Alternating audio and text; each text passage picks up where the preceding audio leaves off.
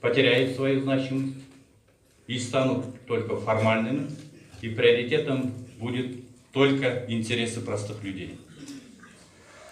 Здесь я должен отметить, что социальное благополучие граждан – это конечная цель проводимой правительством политики.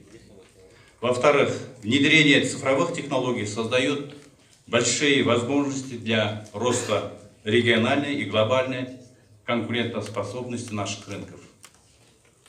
Вы знаете, что потенциал экономики стран Центральной Азии огромный, а наличие огромных запасов полезных ископаемых делает регион привлекательным для всех инвесторов.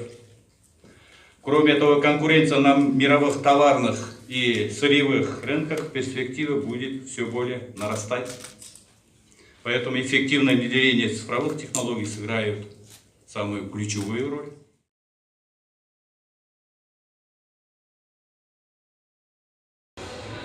Мен Сайфулла Абдуллаев, Сокөлдөгү Ренессанс аттуу улуттук маданий коомдук бирикменин төрагасымын.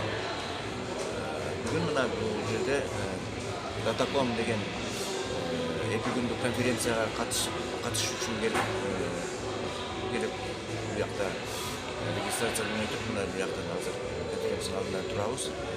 Максатыңыз эмне ошого? Эмне максатта катышууну чечтиңиз? Муну бул жака келүүнүн максатыбыз азыркы биздин доор бул электрондук революция десек деле болот. Доору азыркы кезде бул мурун биз иштеп көрбөгөн информациянын булактарынын заманы. Ошон үчүн биздин күндөлүк турмушубузда ушундай булактар менен информация алуу үчүн зарылдык күн сайын пайда болууда. Анан ушуга кичине биз даярдык көрөлү деген ой менен келгенбиз. Анткени мурунку биздин иштеген усулдарыбыз, ыкмаларыбыз кичине заманга жооп бербей жатат. Ошондуктан Датаком уюштурган конференция биз үчүн аябай мындай керектүү иш-чара болуп эсептелинет. Биз ушундай деп ойлойбуз. Ушундай максат менен келгенбиз.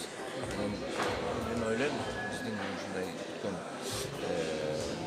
ойлорубуз, биздин конференциянын өткөн нәтижелери орундалат.